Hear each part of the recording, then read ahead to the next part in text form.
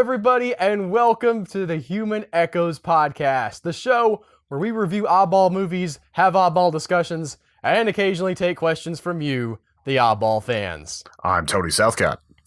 I'm Albert Berg, and we come to you this week in the post-Thanksgiving, turkey-fueled, slightly fatter, slightly older, not very much wiser phase. I don't know, I feel pretty wise after this Thanksgiving. Oh, yeah? It was just like that last one before 30, so I'm all wizened and ready to take on the world as an adult. Okay. You keep telling yourself that. I am 30, or maybe I'm 31. I think I'm 31 now. Am I 31 now? Crap. We're talking about the Neon Demon. Is what we're talking about. That's the movie for this week. It's from director Nicholas Winding Refn. I got that out right. That name is difficult to say, Tony. Yeah, it's like the winding part. Like winding isn't a hard word to say, but when you put it between Nicholas and Refn, it becomes the most impossible tongue twister. Well, you got it first try. We don't even have to edit, so far as they know. This movie is about a young fashion model who has recently come to Los Angeles to make her fortune in the fashion industry, and she is sucked into this, well, I guess you'd call it a triangle, because there's these two models and one makeup lady who are all, I would say, shepherding her through the world of fashion, but that's not exactly the case, Tony. They're pretty catty and negative, and they're not supportive at all, actually. Yeah, there's a reason why repeatedly you see large predators on the walls whenever these girls are around. Why there are predators in her bedroom. And let's finish the synopsis first, and then we'll start getting into symbolism and weirdness.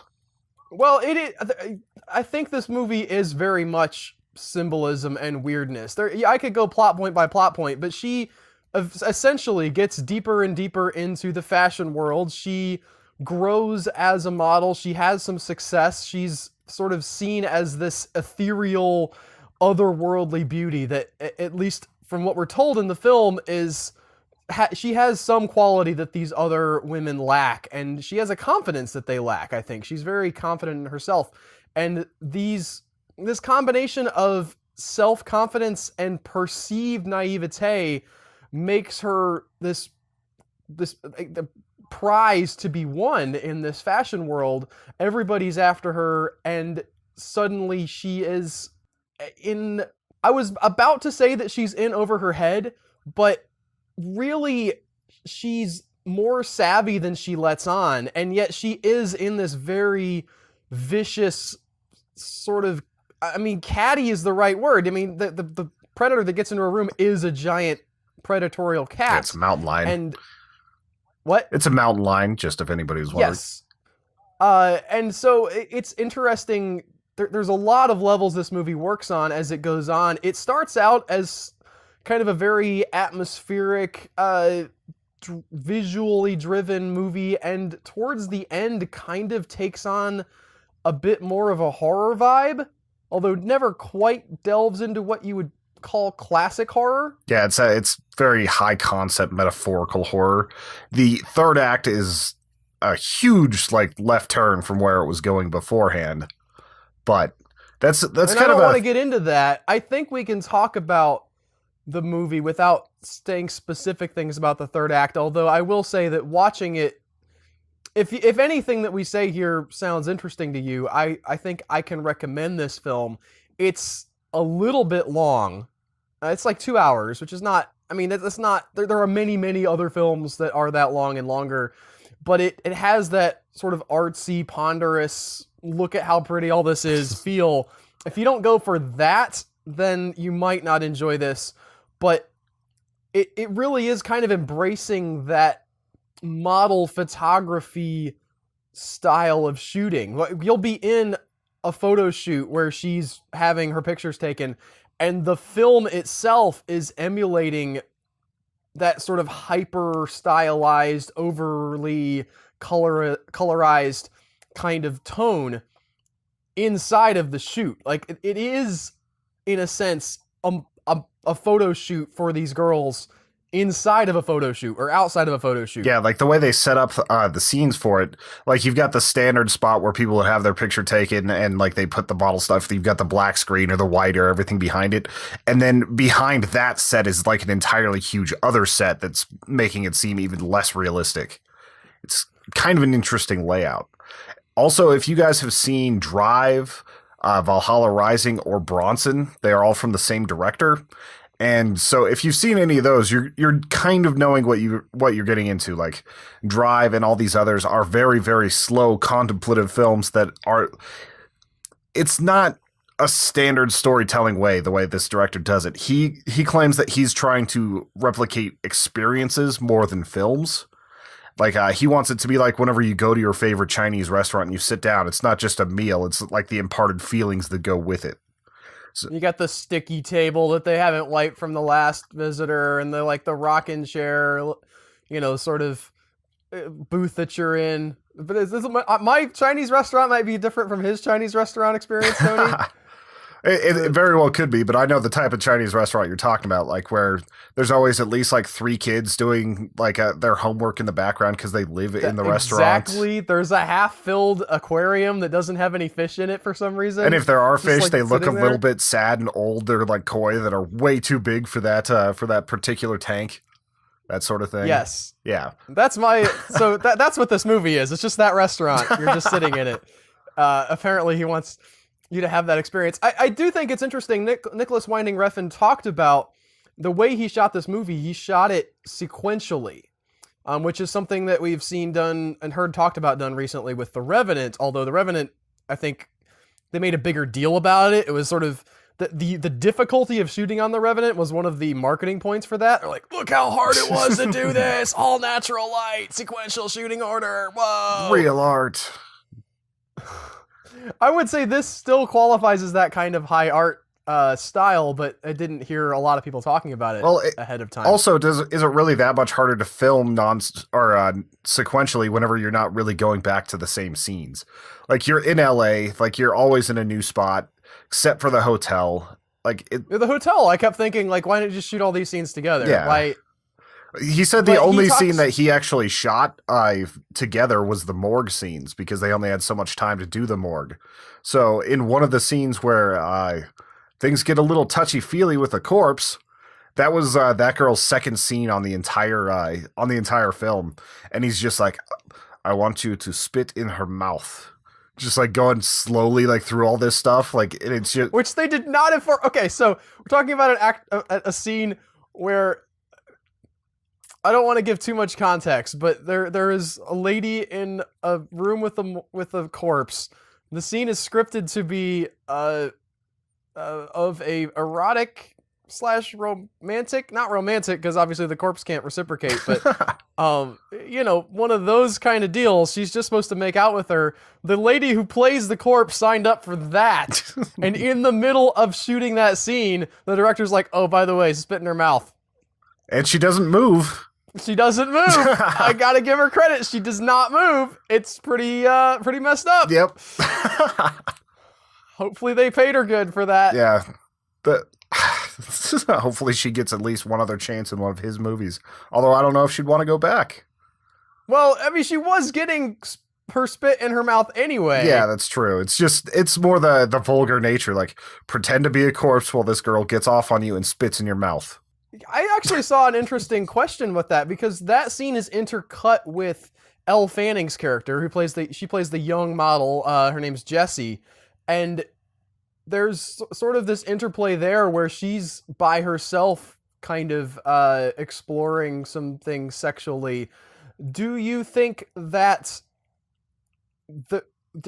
what was one scene a fantasy of the other girl, and whose fantasy do you think it was? I am fairly certain that was Ruby's fantasy. Like, okay, I don't think that was Elle imagining her friend at a morgue trying to hook up with a corpse. I think it's interesting that you could go both ways with that. I think you could make an argument for either one, especially if you think of Elle as this more to her than there appears to be, kind of, not literal. I mean, she's she has that whole soliloquy that was showed up in the trailer about how her mom said that she's dangerous and she was dangerous. And that doesn't really pay off, but you do see at that point in the film, she has made a turn. Up until then, she's kind of been an outsider in this world. She's not really fully gotten on board with the philosophy. Yeah, she's not entirely conceited either until like it starts getting towards this like 3/4 point of the movie.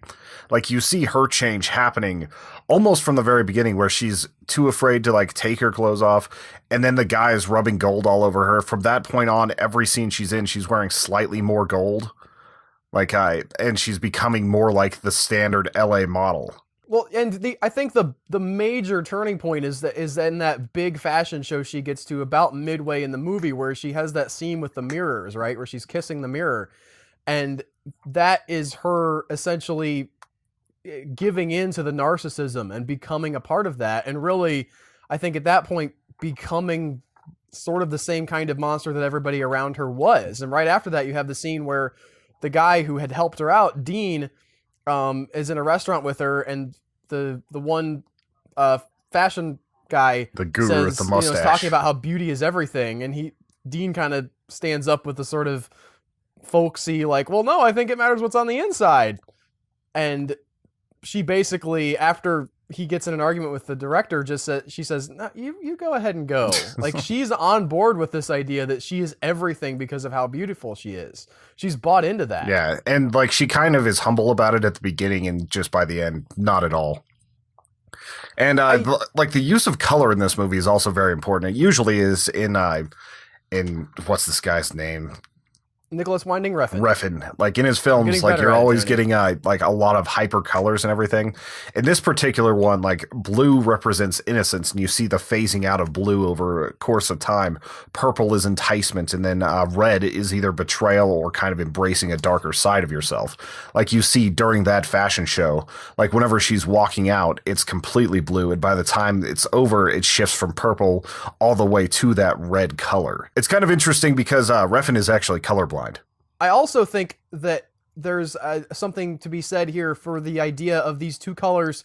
If you got blue and red, as blue being innocence and red being, what'd you say? A betrayal, like a kind of seduction, kind of like just embracing that darker side of herself.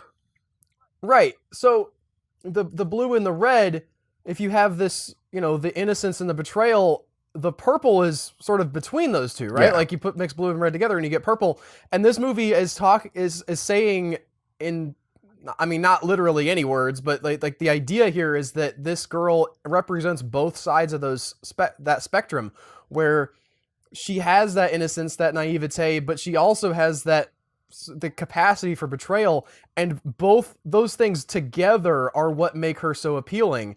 And so the idea of purple being the kind of enticement it's really telling to the deeper themes of the film.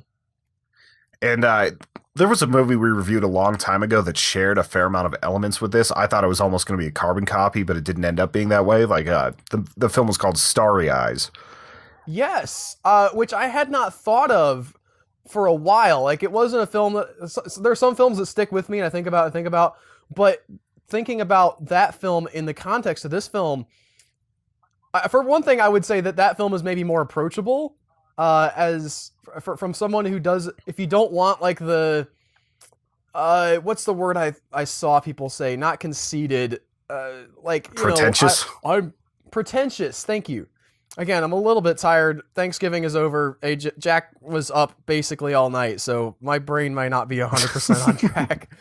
But if you don't want the pretentious feel, but you kind of want to have this commentary on of LA and beauty and being chewed up and spit out by the system, Starry Eyes might work a little better for you. It's also not quite as long. But like that one is like the metaphor is a little more blatant in that one, I feel. Like although I would say that this movie is made with a more deft hand. Like I feel like this director visually is more skilled than the one for Starry Eyes, but both of them end up having some pretty interesting things to say. Well, and the big difference in sort of the theme here on the Neon Demon, and in Starry Eyes, there's definitely something there about her beauty, but she's actually trying to act there is a creative impulse in her that she's trying to exercise, and the beauty is peripheral to that. The Neon Demon, because it takes place in the fashion world, there's this fascinating idea of these women who are like front and center, visually of what is happening, and yet they are arguably marginal to the whole process. Like, the people who are taking these pictures are the real creators here. The women in the pictures, all they can do is be. Yeah, all they can do is be who they are. They describe it as being the coat rack, basically. Like, they're modifying their bodies, they're cutting into themselves just so that they can be a little bit more of that. And you actually get that from I'm trying to remember his name, the guy with the mustache, the fashion guy that actually picks her out of the lineup. First off, whenever you first are introduced to him, it's an audition where it's just all these beautiful women in just underwear, and he's like disinterested, just kind of hanging out. He sees her and he gets like flabbergasted. He's like all into it.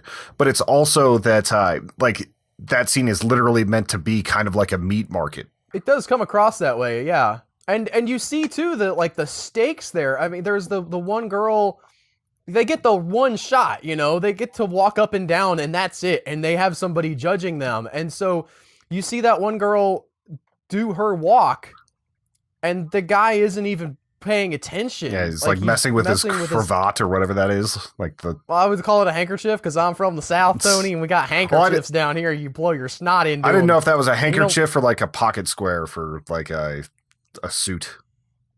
Well, the pocket square is still supposed to be a folded up handkerchief. Yeah, but it's all silk. Like, are you going to blow your nose into like a fancy silk thing? If I got a real bad nose run and I ain't got nowhere else to go, yeah, I'm not going to wipe it on the suit sleeve. That's why you just go outside and launch a snot rocket.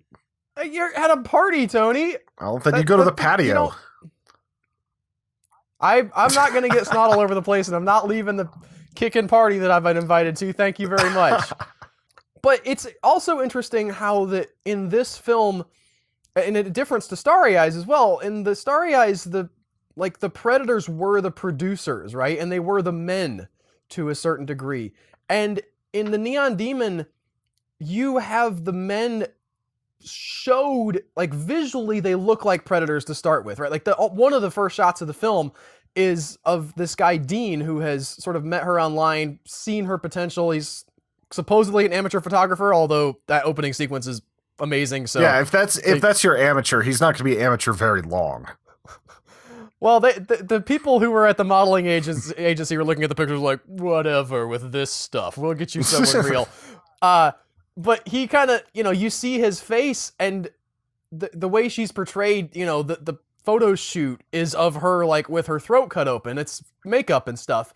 But, she's laying there on the couch, and so the initial setup, the bait that the movie's trying to get you to take is, this is about these men who throw these women to this meat grinder and don't care about them, and they're callous. And there is an argument to be made for that. And later on, there's this other photographer as well who, he looks like he's straight out of prison. Yeah, that guy is Desmond Harrington, Quinn from Dexter, if anybody's wondering.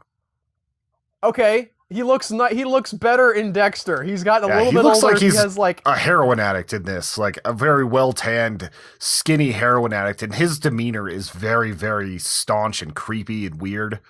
But I kind of dug him as a character, though. Well, I did, but what I'm saying is that these guys are showed as if they're predators, and even Keanu Reeves, to a certain extent, does do some stuff later on. But we still don't know if that actually happens, though. Like. Sorry, we're talking over each other, Tony. Do you want to... You go ahead first so we can... Well, first off, Keanu Reeves is in this movie in kind of a superfluous role that makes me think he owed this guy a favor. Like, it was just kind of an odd role for him to just pop up in, especially because they put his name on the poster over many other people that could have been on there.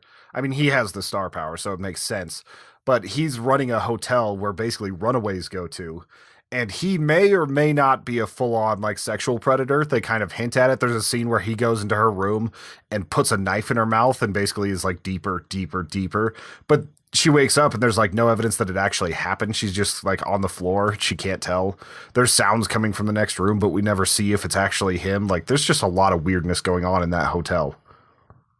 Yeah, and they never follow through with that idea. Like, it's a setup. It's sort of a bait and switch, right? You're there to think these guys are all predators. They're all using these women up, but the men aren't the problem, at least in this representation of this world. It's the other women that surround her that are, treating her like a piece of meat, to compete with their piece of meat. Yeah. Which it's such a interesting a setup and a way to look at that. It makes me feel bad for women. I don't know that I don't think that all women are like this, or even most women are like this, but it seems like the kind of scenario that could happen more in a female type environment. Well, especially in an industry that's so like razor close between you getting the job and you not, and it's based on very subtle differences in tastes. Like the entire thing is like they cannibalize each other because they can't do anything to change the director's minds. Well, yeah, and there's the whole like you're too old now because you're 21. Nobody's hot after 20, so just you might as well give up and retire. It's you can see what has driven these people. It's like they're pack animals whose food source is dwindling, right? And they're starting to feed on each other because there's nothing else to feed on. It's really rough. Yeah. And I know this movie's long, and I know that they're arguably pretentious, but I felt like that there was a lot of really good tension in this. From the very beginning, when she's in that room with the makeup girl getting the makeup wiped off, that actress' name is Jenna Malone. Jenna Malone gives off this great, like, I'm scoping you out, and not just in a sexual way. Like, I'm helping you. You can't say I'm not helping you, but she's absolutely comes across as just a little bit creepy and a little bit of a predator. Well, she's dressed up kind of manishly as well, like in a tie and sort of darker clothes, where Elle's wearing sort of light, or the character Jesse's wearing lighter clothes. And the way they introduce each other, she's just like staring, and she's got this coy smile the whole time. Like a lot of the things that this movie did well were the emotes, the facial expressions, like the little movements and things like that. I feel like the director has a very good, clear sense of human body language, and he was able to get that expressed really well in this movie. Or he got really good actors to do it. Yeah, it could be both.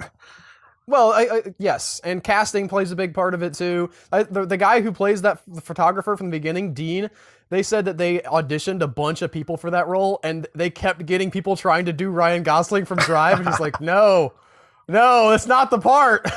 I saw an interview about this where Ryan Gosling was actually talking about this particular movie and how weird Refn gets, because he says that this movie was an exploration of the fetishes he has about the 16-year-old girl that lives inside him. And Gosling was just like, you need to stop blaming this movie on that girl, because he brought it up like 6 times in a single interview. Okay. Yeah, it was a little weird. The guy, he clearly has some issues, or at least he's a different person, we'll say. He's got some interesting things going on. Not trying to say necessarily negatively, but very much he's working something out of his system with these movies. Yeah. Did you ever see Valhalla Rising? No, I did not. It's a weird movie. I don't think I can really recommend it, which is sad, because I was like, man, this is a Viking movie with Mads Mikkelsen and a bunch of other good actors. But like, there's almost no dialogue. There's probably like a total of like 8 minutes of talking, and the rest is just them like staring out over fields with a little bit of intermittent violence. The violence is beautiful, but it's still just like a weird movie. And like you look at Drive, and that's another movie where it's slow burn with some heavy, brutal violence at the end. Like, it's just kind of his style now. Bronson was a lot of fun, though. I really enjoyed that one. I thought it was interesting. I read some interviews with Nicholas Winding Refn where he talked about how he was raised. Both of his parents were French documentary filmmakers, or at least they were documentary filmmakers, and he was raised on like French high art cinema. And so for him, like, he had been raised on the artsy fartsy stuff, and his kind of rebellious teenage years were finding Texas Chainsaw Massacre. And there's definitely that feel to it of this guy who has this baseline of the super visual, but like in his heart, he also really digs the occasional blood splatter and like violence and gore. You can feel that balance in him, which I think a lot of times you'll find people going the other way, right, where they've had more of the lowbrow cinema, and then they're exposed to the better stuff. And if they're a good director, they'll take that in too and be like, oh man, I'm going to put some of that highbrow stuff in my, Gorefest movie. Nicholas Winding Refn goes the other way and says, well, I'm going to make this highbrow movie, but there's a little Gorefest in there occasionally. You can definitely see the Texas Chainsaw Massacre, though. Like, even in the very first scene, like, you're seeing the high art contrasted with blood everywhere.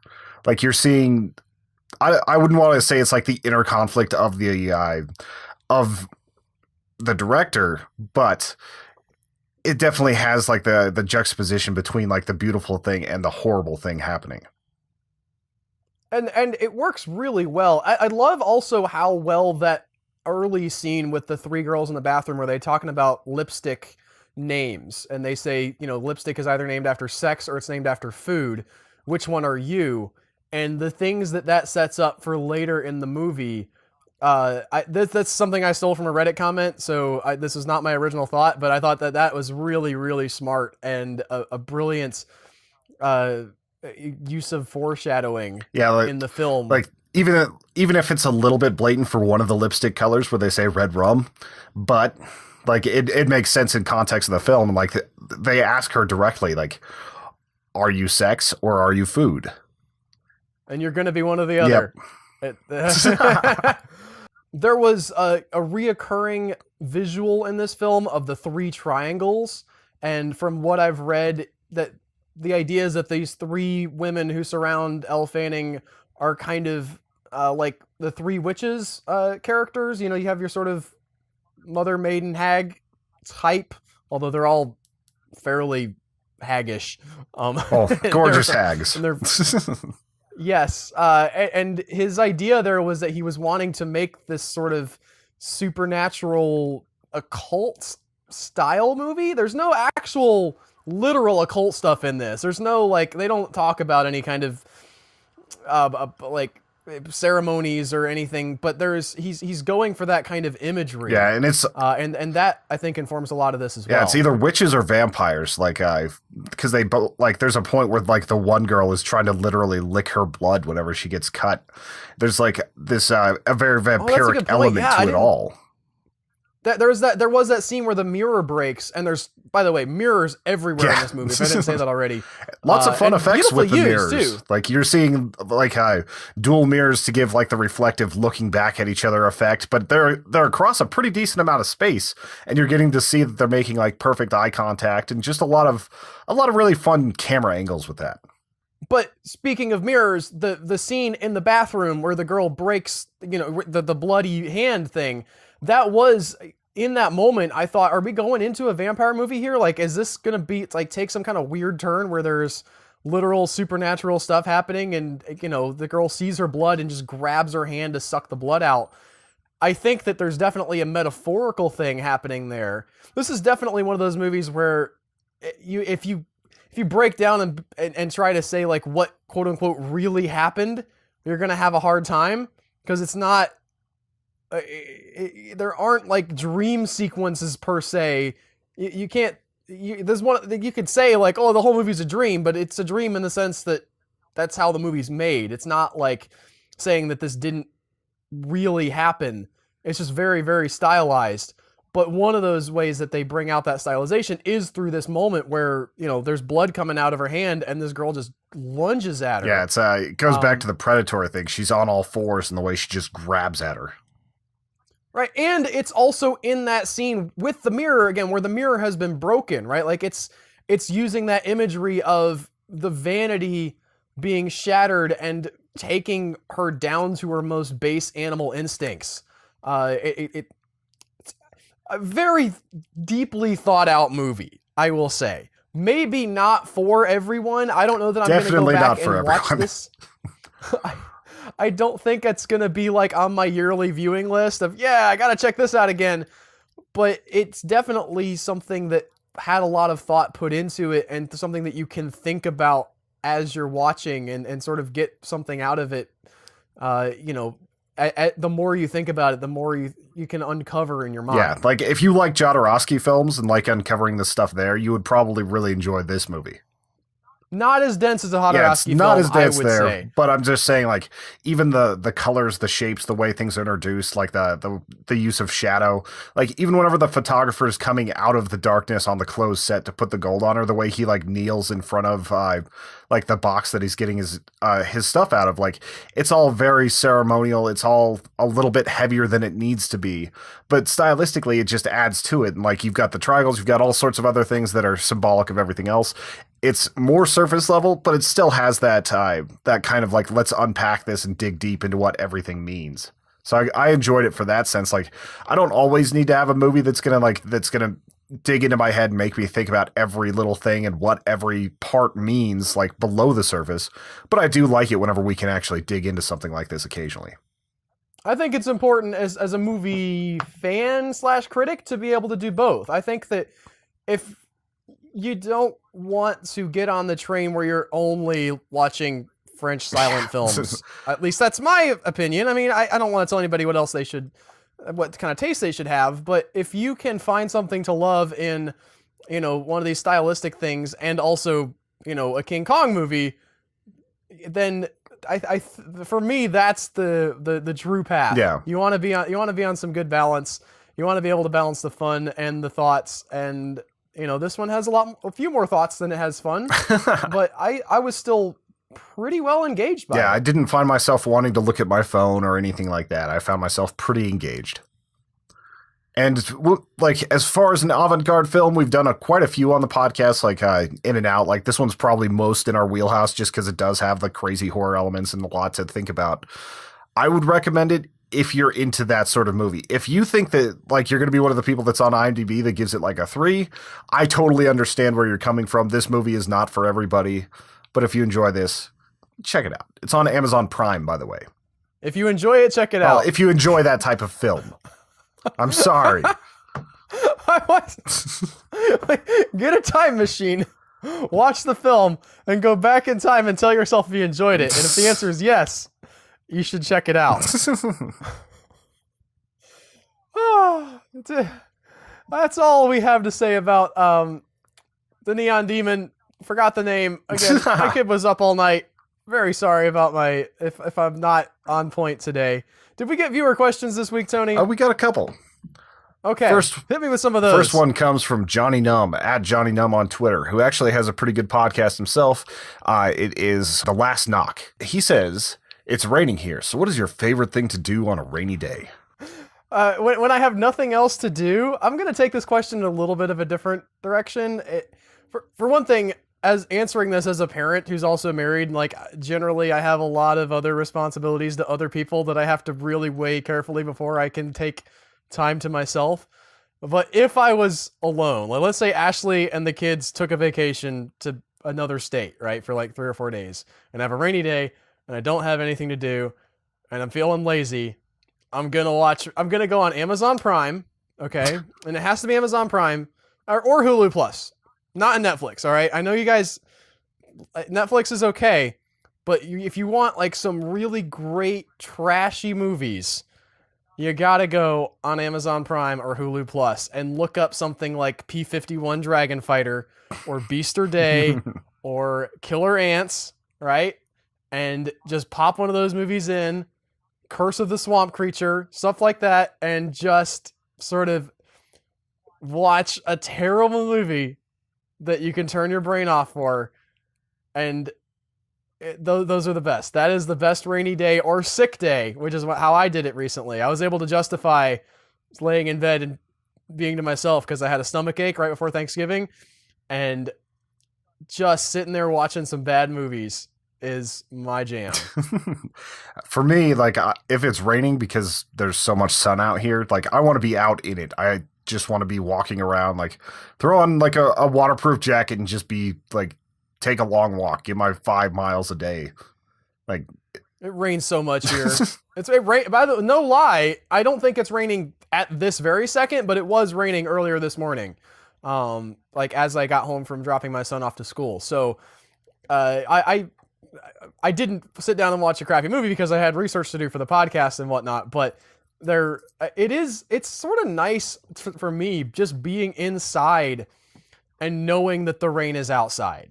you have that great, especially if it's like a wind or like a heavy rain that you can hear, and it blatters against the windows, or the you hear the wind blowing the vents up in the top of the house, and you just kind of inside. Maybe it's not real bright inside, maybe it's a little bit dim, but you're just in there warm and safe and cozy and not out with the weather. Yeah, I get that whenever it's snowing out, but whenever it's raining, like it. Well, I don't get to do that. All right, we don't have that here. And if you do, something's gone wrong.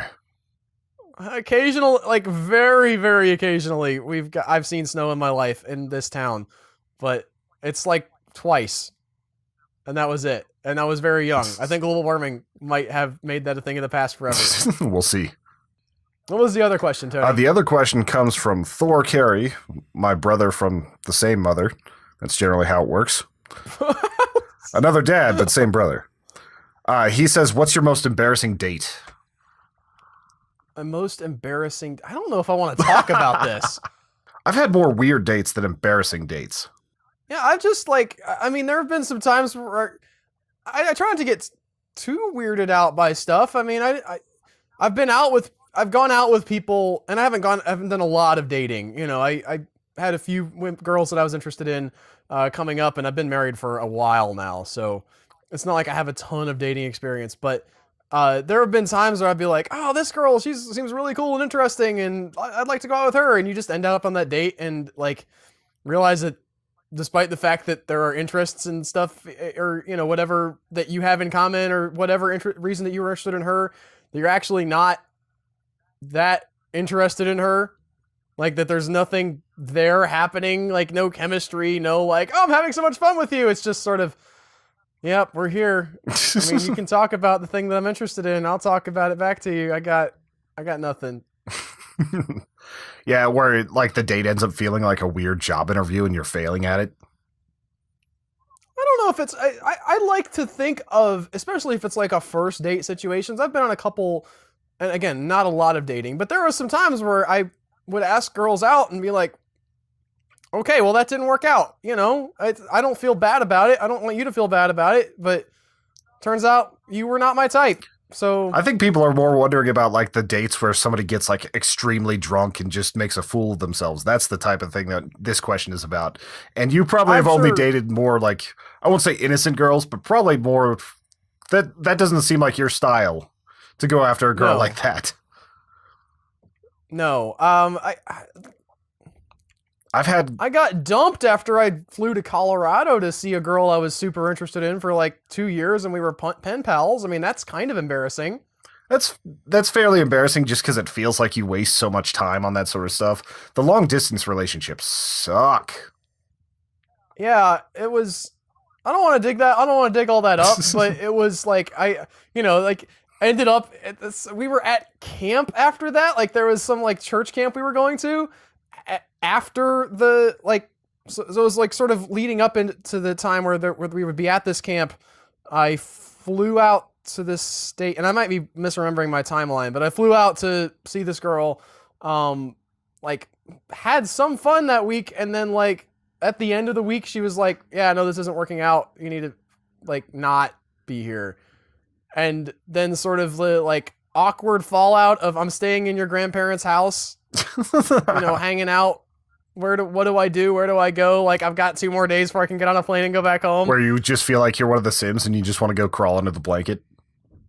I did. So, there was a blanket that she made for me, and I ended up crawling under that blanket and, like, crying my eyes out because I'm a baby man about how hurt I was. And that was a real rough time.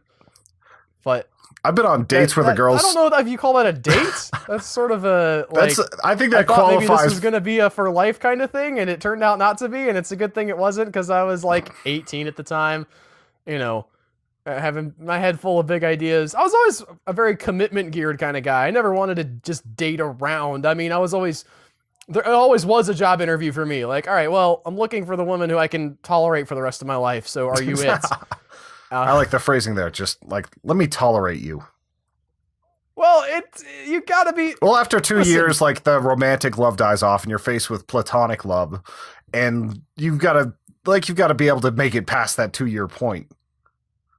Yes, That's part of why every yes, it's a relationship long life. I've ever like, had. I mean, maybe some of y'all are just like blissfully married your whole life, but some of my marriage has been sort of like, I'm not crazy about you right now, but I understand that you're going through some stuff and you're mad and maybe I don't agree with it, but I'm gonna let this roll for now.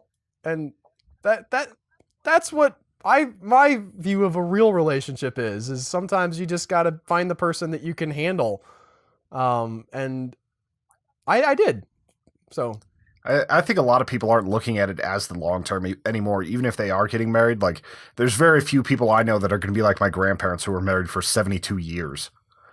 Like, I've come from a fairly religious background, and am still fairly religious. So I'm kind of on the like, this is supposed to stick, and especially now that I have kids, I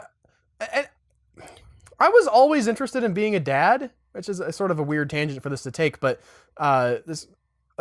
even when I was younger, I wanted to adopt before, I was like sort of in the, I don't like girls have cooties and I'm not interested in girls. I'm too cool for that. And eventually you develop and you're like, oh wow, okay. Yeah, that's pretty cool actually. Girls are cool. yes, all of them. But fatherhood was always something I was interested in. Like I thought I would be sort of like a dude and like, adopt like a son or two. And, we would live in our cool giant house. It's sort of weird 10-year-old ideas that you have about gonna have going forward about life. So I was always in that long-term mindset of, who's gonna be a good mom, who's gonna be a good long-term wife. Because once you're in, especially once you have kids, I mean, yeah, you can get divorced, but I mean, just thinking about that, I'm trying to think of the thing my wife could do that would make me want to like have the headache of not having the kids some of the time and splitting it up and like, it would have to be bad. It would be a real bad situation for me to get to there. It'd be a lot easier to figure out our problems when they show up rather than just, oh, we're gonna get divorced. So that's my perspective on it. I've been on 2 dates where the girl started crying, like just spontaneously in the middle of dinner. Elaborate if you can. The first one, like, we were getting ready to go to a movie and we were at a Chili's just because it was right next to the theater. We're hanging out, like we're just having a drink, talking. And she just like looks over for a little bit, like gets silent and just starts crying into her dinner. And I'm just like, well, I'm sorry. Like I'm trying to like comfort her. I'm trying to talk to her and everything. And like, she just starts talking about how she just wasn't ready and how her friends pushed her into this and things like that. It wasn't embarrassing on my part. It was just more kind of a sad thing because she was pretty awesome, but like she really was not ready to be jumping back into it yet. So it was more awkward than embarrassing. So this is like a rebound thing or like her boyfriend died or no, like this was like a rebound thing for her. Okay. So, okay. Like just sitting there in the Chili's, she's crying. It wasn't for very long. She just had like one moment where it just kind of like busted open like that. And I was like, hey, let me take you home. I know you're not really into this tonight. She thanked me and like I texted her a little bit back and forth, but never really saw her again after that. It's like that just was not going to be happening there. So that was probably the more awkward date I've been on other than the one where the girl told me she was a mermaid person. Do I want to go down that road, Tony? Do I want to ask that? I do. We have other things we need to talk about before the podcast wraps up, but I got to hear about the mermaid girl. Well, I meet this girl and we're hanging out. Like we're like, it's a very informal type thing. Like I just met off of like Craigslist off of personal section. It was a little weird. And while I'm talking, like, I think I told this story a long time ago on the podcast, but we're going to rehash it a little bit. It sounds vaguely familiar, but I need to hear it again. And like we're sitting there, we're talking on the couch, we're watching this weird movie that she really likes, this stoner movie that I'd never heard of. Like it was a real low budget thing. It was kind of funny. She was cackling the whole time. I'm freaked out because anytime like I move, like the cat like looks at me funny and then the couch breaks, like literally a leg just breaks off the couch. And like, it's just getting more and more awkward. And like, she hugs me and she's like, I like you. So I'm going to tell you something about me. Like, have you ever heard of Otherkin? And like, she starts telling me about how like in her past life and currently how she's a mermaid and she believes that she's one of 4 people that are going to save the world. And she's trying to build a Zeppelin. Oh, wow. And The Zeppelin's a new twist. That's definitely not from the previous time you told this story. I think I was just a little bit too shocked from everything that was happening in the previous one to get to that. I just remember like reflecting on this the other day. I was like, did she fucking say she was going to build a Zeppelin? And like, she looks me dead in the eyes and is like, I like you because you believe me. And I'm like, I sure do. Cause I want to just know. I want to know where this is going. Like, I have no idea. Like, I've never met somebody that's like this far off their rocker, like as far as just like strangeness.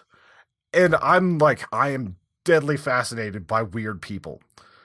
The thing that ended this, like other than that weirdness, was whenever I accidentally, like I got up, I went to the bathroom, and I came back out and I sat down and I accidentally sat on her cat's tail, and her cat's like 19, so it's very frail. And she thought I had hurt the cat.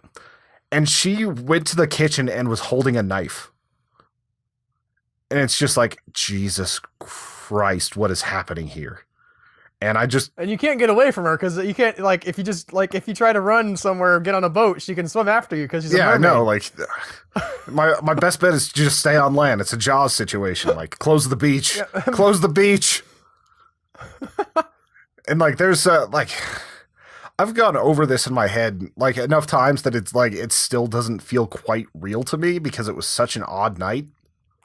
Like that's once again, it's more awkward than embarrassing because like there was a point where I was like, there's no way I'm spending much time with this person. But I am so fascinated by the things they have to say that I've got to at least see this through a little bit longer. Well, that'll do it for that part of the show. It's time to move on to the part of the show where we talk about the movie trailers from this week that we were excited about and or thought were interesting enough to bring up. We call this Trailer Talk. And speaking of weird and awkward dates, let's start off with the Passengers trailer that just dropped, Tony. So Passengers is Chris Pratt and Jennifer Lawrence. Space movie. Looks like it's going to be an interesting sci-fi action flick until you see trailer number 3. Trailer 3, it's cut to, I don't know what the song is. You don't watch a lot of indie trailers, I watch a fair amount. I'm subscribed. There's that, like, drama, comedy indie trailer that you see sometimes, and they're everywhere. And they're all cut to essentially the same song, and this is that song. It's that, like, we're having fun, but also learning stuff about ourselves. Da-da-da. Oh, it's like, and it's cut with all of these sort of weird shots that play up the romance angle of the film. Yeah, just like lots of dancing. Explosions. Like, lots of dancing, lots of, like, running around, lots of sexy times. Then all of a sudden it's like, the place is on fire, but the music is still perky. The music is so perky and it doesn't fit. It's such a bizarre. I mean, we talked last week about the Cars trailer and I don't know who this is for. I genuinely don't know what this movie is anymore. Like the Cars trailer was just a teaser at least. It's sort of not selling the whole movie. It's just saying, hey, remember we're going to have a Cars movie and there'll be a real trailer eventually. So like that was one thing, but this is like they've sold, I think, at least 2, possibly 3 different movies of what this is. And the thing is, this is one of those movies, kind of like Arrival, where like when I was reading news coming out about it, I read the premise and they are talking about, like the trailers at least are treating the premise as if it's a twist.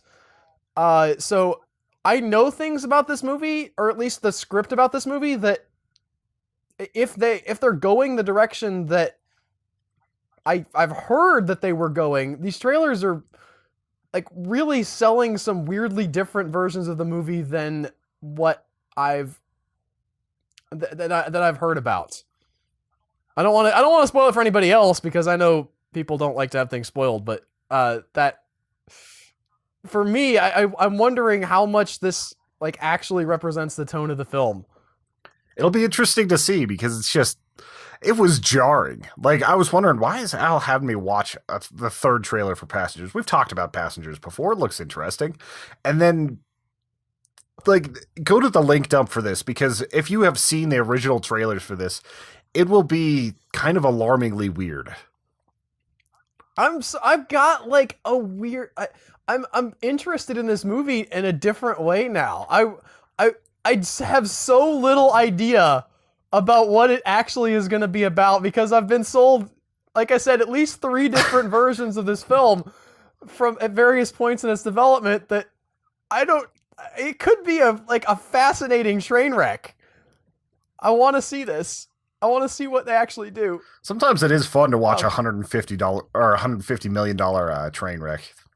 Like, as long as it's a good, like a train wreck, not like this is just boring kind of thing. Like with, I really didn't enjoy the Inferno movie, you guys, or Miss Peregrines, or Arrival. I've been watching more big budget, sort of like, for the rundown, trying to get those SEO dollars. Draw people in who might be interested in like the bigger budget movies at the box office, and I've seen some boring movies. Like just boring. I just was bored out of my mind. Maybe that's just me. Maybe I'm dead inside. That's my problem. Well, I think you are towards some things. Like I still think The Arrival was a fun movie. A lot of people do, Tony, and I did not hate Arrival when I was watching it. It's not Inferno. It's one of those At films, least you're not going to take it that far. No, I hear so many people praising it, and my marginal dislike of it just then like becomes intensified when I hear people like Arrival's the best. I'm like, I'm not going to talk about the conceptual issues I had because that gets into spoiler territory, but at the very least you have to admit these are some flat characters. Some super flat characters. There's nothing going on with those people. Amy Adams and what's-his-face have zero chemistry. I thought they had a little chemistry. It wasn't that bad. I did not love Arrival, is all I'm going to say there. Moving on to slightly less weird trailers, we have the new Fences trailer, which we talked about the original Fences trailer, and there's not a ton extra to say here, but I did think that this one does a great job of giving you more of a sense of the story of what's happening, rather than that first trailer gave you that pivotal monologue that Denzel gives to his son about, nobody says I got to like you, I do right by you, and that's the important thing, and kind of that cold but also like really, really tough love type of a speech. This one gives you a better sense of what the story is, and got me even more interested in the film because now we know that it's about his son kind of trying to take the path that Denzel failed at in his youth, where Denzel Washington plays a guy who's not washed up, but he was really good at baseball in his day, was not able to make it professionally, and kind of ends up, and now he's a trash guy. He picks up trash and lives in sort of the lower end tenements and sort of hates what his life has turned into, and his son is trying to go down that same path. He has that same talent, and it was interesting to see the sort of idea of this generational gap being explained a little bit more deeply in the trailer. Yeah, and it definitely looks like it's going to be a solid movie. Whenever you see like a trailer that hypes me up as much as that speech did, like you've got to be a little suspect because it's like there has to be another 90 minutes built around that. But I feel like that since this was adapted from a well-loved play, like I feel like there's actually going to be a lot of meat here that we'll be able to get into. I really like just how Denzel Washington is playing it. I like Viola Davis. Like she was like, there were some problems with her in Suicide Squad, but she looks like she's on top of it for this one too. I don't think it was a problem with her acting though.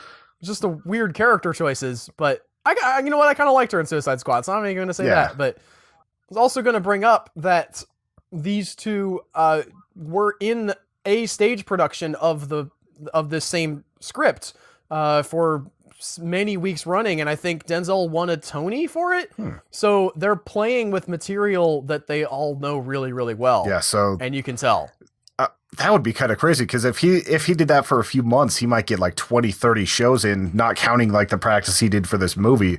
So he might just be absolutely on top of everything, even more than Denzel Washington usually is. Like he's probably top 5 actors for me.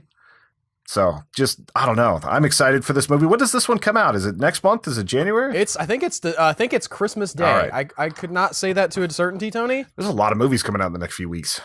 Yeah, we got Star Wars coming out. By the way, we're not talking about the Star Wars trailer because there's nothing real new footage, and it's Star Wars Rogue One. You know, it did not do anything for me that I had not already had done, so that's why we're not talking about that one. We are going to wrap it up talking about Scorsese's remake of the Japanese 1971 film Silence. This one's about Christian missionaries in Japan and the trials they have to deal with. Really interesting cast. It's got Liam Neeson, Ezra Miller, Andrew Garfield, like pretty good cast. I like Martin Scorsese. I saw the trailer for this and it felt a little disjointed to me, but we'll see how it turns out. It was definitely a series of beautiful shots, not really tied together by story. You have the setup of Liam Neeson's character is a Catholic Jesuit missionary who has tried to go into Japan during a time when Japan was closed off to outsiders and has gone missing or possibly been forced to renounce the faith through torture or whatever. And these two younger missionaries decide to go in after him and either A, save him, and B, kind of try to continue his work. So you get that setup, and the ending line kind of has the whole through line for the film in that they go through some really bad crap and God doesn't help them out, at least doesn't seem to. And it's about kind of keeping your faith through struggle. By the way, I brought up the remake of the 1971 thing just because it annoys me when people complain about so many remakes. It's fine. I don't mind that it's also an adaptation of a novel, and that's all good. I get it. Oh, it's like Westworld's a remake, and that's absolutely incredible. Have not got to watch it. I saw the first episode. So I can't get it. I'm not going to pirate it. I will not pirate it. Well, they're coming up on episode 10, so whenever you can, you'll be able to at least binge the full season. But Scorsese, he does that thing, right? He has that long, sort of really beautiful and artistic movie that you don't get bored by. It doesn't feel pretentious. It feels like it's got some real solid weight behind that. And it's got Andrew Garfield in it coming off of Hacksaw Ridge, which he was great in. That film is maybe not as deep and nuanced as Silence is going to be, but Andrew Garfield gives a really good performance in that. And this is his year, I think. It would be difficult. He's doing an accent in both of these films. He does an Italian accent for Silence, and Hacksaw Ridge does a Southern accent, which I was fine with, by the way. People complaining about Southern accents, but what are you going to do with there? But he's definitely putting in some real powerful performance post Spider-Man. It makes me wonder, do you think that the failure of Spider-Man 2, is that going to end up being the best thing that could have happened to Andrew Garfield as a creator, as an actor? I could see it actually benefiting him. He's not going to get locked down, and people seem to really like the new Tom Holland for Spider-Man. So if he lost out there, but all of a sudden he's in movies that could win him Oscars and he's able to prove himself in that realm, it might be better that he's out of the comic book game. Well, yeah, it seems like it's good for him. Not that I think I really do think he enjoyed playing Spider-Man, although he was an older take on it. If Amazing Spider-Man had done really well, they would have kept making him, so he wouldn't have got the new Marvel Spider-Man. Marvel influence is still under Sony's banner. But we wouldn't have the new Spider-Man, and Andrew Garfield wouldn't be off making these.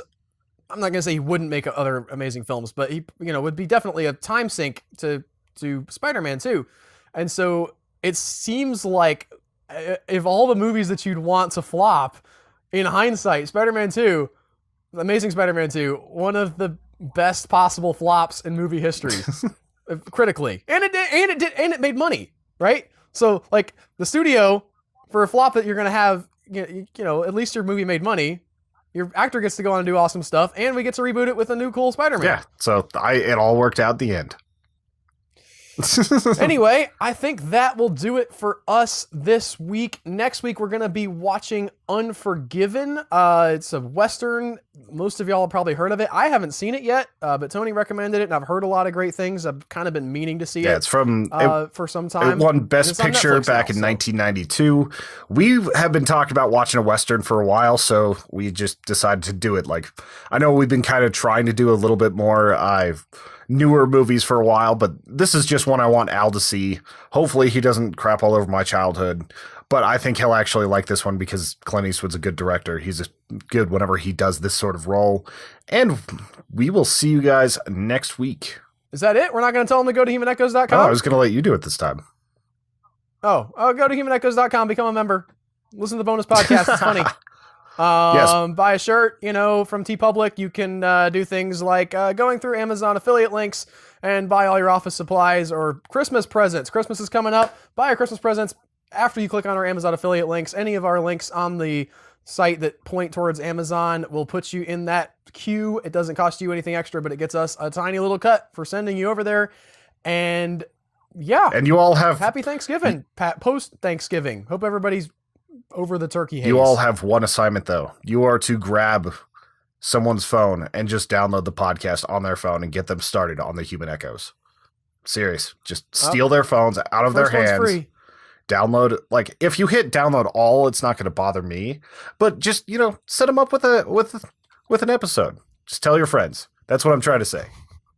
Even if you have to force it, just do it. Put it on a boombox and bring it into the library and just blast us only out. Only libraries, though.